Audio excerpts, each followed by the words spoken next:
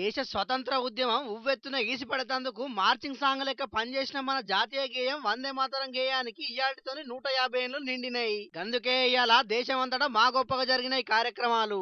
ఇయాల దేశ రాజధాని ఢిల్లీలో ఉన్న ఇందిరాగాంధీ ఇండోర్ స్టేడియంలో వందే మాతరం స్మారక కార్యక్రమాన్ని ప్రధాని మోడీ సారు షాల్ చేసిండు. ఈ ఉత్సవాలను ఏడాది పొడుగుతో చేసేందుకు అన్ని తీర్ల ఏర్పాట్లు చేస్తున్నది సెంటర్ సర్కారు. ఇక 150 ఏళ్లు గడిచినాయి కాబట్టి ఎప్పటికీ యాదిగుండేటట్టు ఒక తపాలా బిల్ల నాణ్యం కూడా ఇలా ఆవిష్కరించిండు.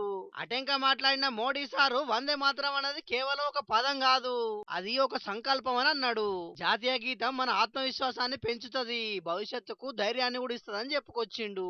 वंदे मातरम का मूल भाव है भारत माँ भारती, भारत की शाश्वत संकल्पना, वो संकल्पना जिसने मानवता के प्रथम प्रहर से खुद को गढ़ना शुरू कर दिया, जिसने युगों युगों को एक एक अध्याय के रूप में पढ़ा, अलग अलग दौर में अलग अलग राष्ट्रों का निर्माण, अलग अलग ताकतों का उदय, नई नई सभ्यताओं का विकास, शून्य से शिखर तक उनकी यात्रा और शिखर से पुनः शून्य में उनका विलय, बनता बिगड़ता इतिहास, दुनिया का बदलता भूगोल, भारत ने ये सब कुछ देखा है. ఈ వందే మాతరం గేయాన్ని 1875 సంవత్సరంలో ఇదే నవంబర్ 7 తారీఖు నాడు బంకిం చంద్ర చటర్జీ సార్ రచించిండు.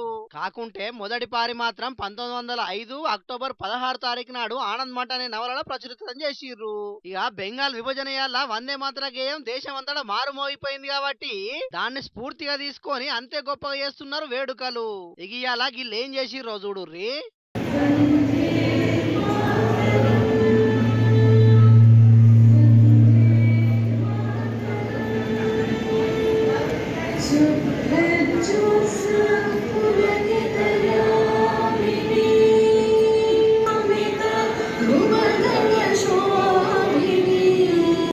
శ్రీకాంత్ సుభాషిణి అనే గిల్లు లగ్గమైనాక వచ్చిన చుట్టాలతో కలిసి వందే మాతర గేయం ఆలపించి వాళ్ళ లోపటున్న దేశభక్తిని చూయించుకున్నారు.